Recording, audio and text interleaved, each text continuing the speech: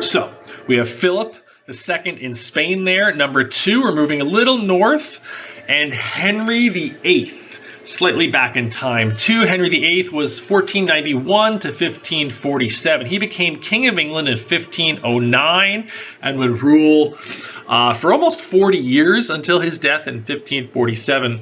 He is from the Tudor family, so he is a Tudor monarch, whereas Philip was a Habsburg. He succeeded his father was the king, obviously, before him, Henry VII. And he was the second oldest son, so he wasn't really being groomed to be king. His older brother Arthur was. And Arthur actually married a Spanish woman to secure an alliance, Catherine of Aragon. But Arthur died when he was just 15. But wouldn't you know it, Henry said that his father's dying wish was for him to marry Catherine. So Arthur was only married to Catherine for about 6 months before he died.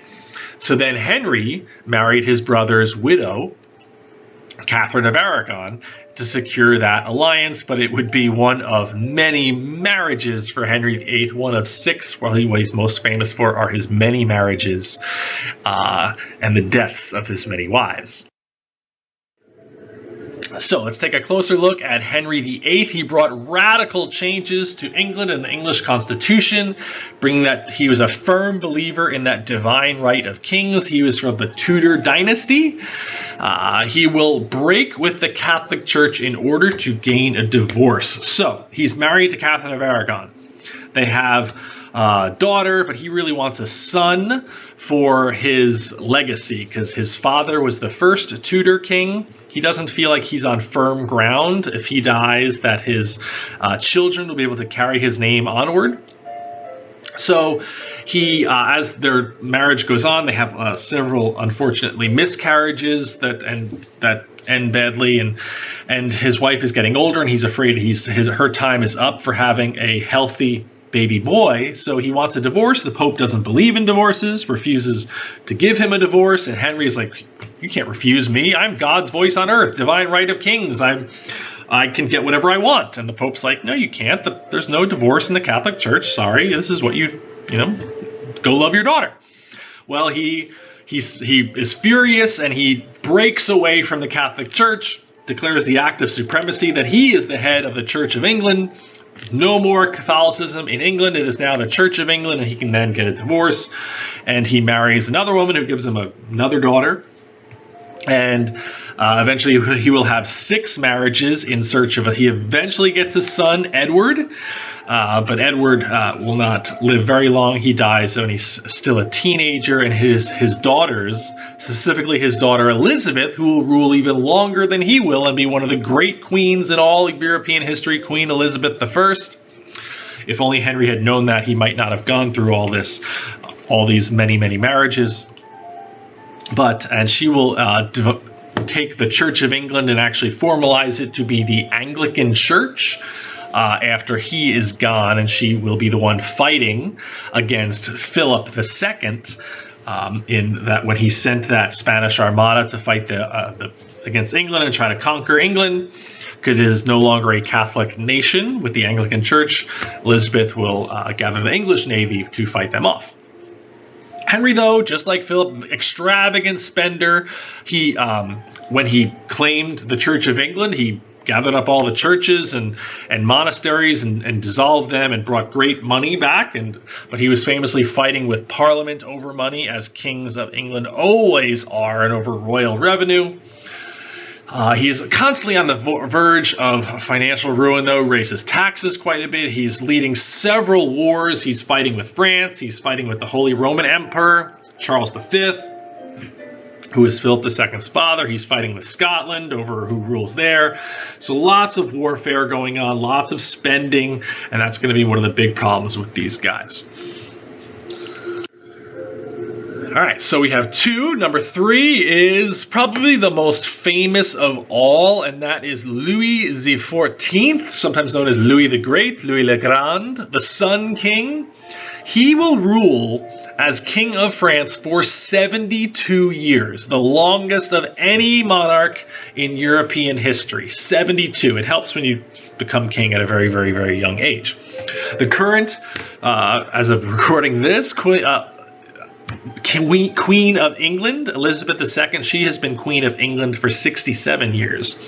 So he outruled her for 5 years. Perhaps she can catch up to him eventually. So let's take a look at Louis XIV. He became officially the King of France, in 1661, when the Cardinal Mazarin, who had been ruling in his place as he was like a young boy and to allow him to grow up, officially handed off power. He is a Bourbon king. The Bourbon family of kings will rule France for quite a long time. So you have the Habsburgs in Spain, Netherlands. You have the Tudors in England. This is the Bourbons. He, out of everyone, was probably the firmest, most ardent believer of the divine right of kings. He called himself the Sun King because he was as bright and powerful as the sun, and how the sun gave life to Earth and France. He gave life to France himself. He really continued some of the work of his successors, the earlier kings of France, in centralizing power and getting rid of feudalism and centralizing power for themselves. And he famously said, one of the great quotes about absolutism is "L'État c'est moi," I am the state. He is France. He is the living embodiment of his country. So if you insult him, you're insulting France. If you harm him in any way, it's treason against the country. So it's kind of the embodiment of absolutism. And he will be most famous, perhaps, for building one of the most elaborate palaces in the entire world, the Palace of Versailles. The Palace of Versailles is just about 12 miles outside of Paris. He did this to bring the nobility away from the people and himself separated from the people. He had the nobility come and stay at the Palace of Versailles so he could keep an eye on them and make sure they were under his rule, and that nothing was going on, without his watch, and that he knew everything that was going on and there was no plots against him. He, famous Catholic as well, he wanted a uniform religion across the country of France. Everyone had to be Catholic. Earlier, before him, there was something known as the Edict of Nantes, which granted religious freedom to a group known as the Huguenots, who are a Protestant group in France. He abolished that and really destroyed the French Protestant community. Many of them fled France. Many of them went to America and the New World. And he wanted to consolidate power. He wanted a uniform religion in his state, and he wanted it really, because he is the state, everyone should do what he does. So let's look at the Palace of Versailles, the old school MTV Cribs style. The Palace of Versailles, this was the official royal residence of Louis XIV from 1682, and it would be for 100 years until the French Revolution overthrew the monarchs of France.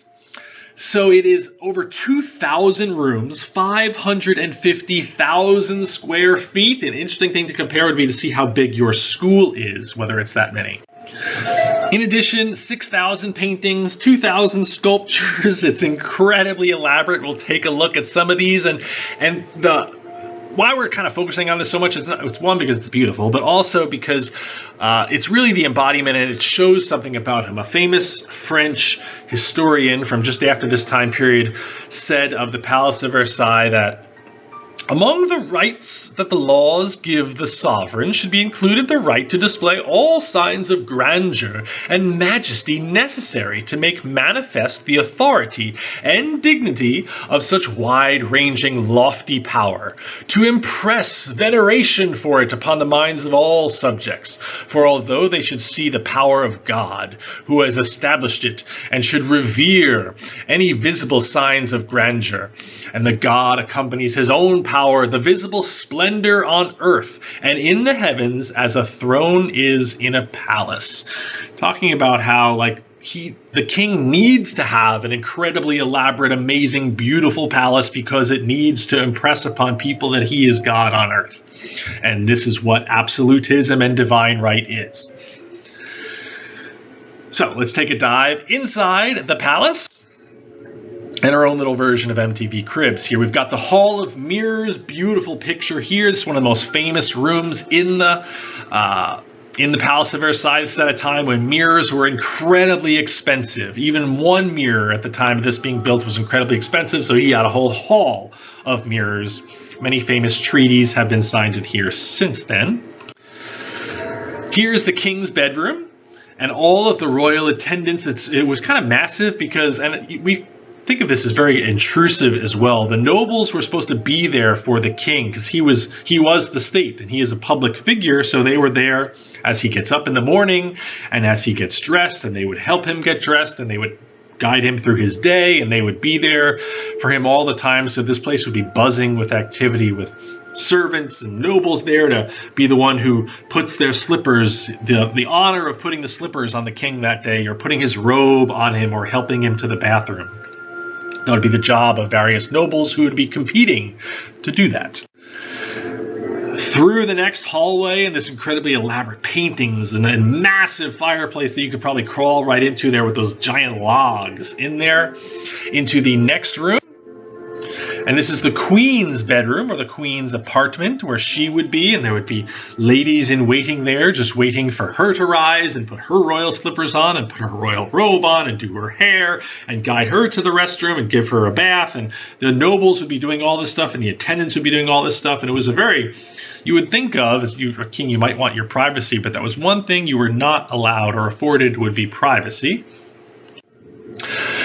Here's the royal chapel, this beautiful marble tiled floor, soaring ceilings for the royal chapel where the king and queen would attend service. Here are just some of the gardens outside and the many fountains. There were so many fountains outside, they would have to turn them off and on as the king would come because they would require so much water. Incredibly elaborate there. So, moving on. Our next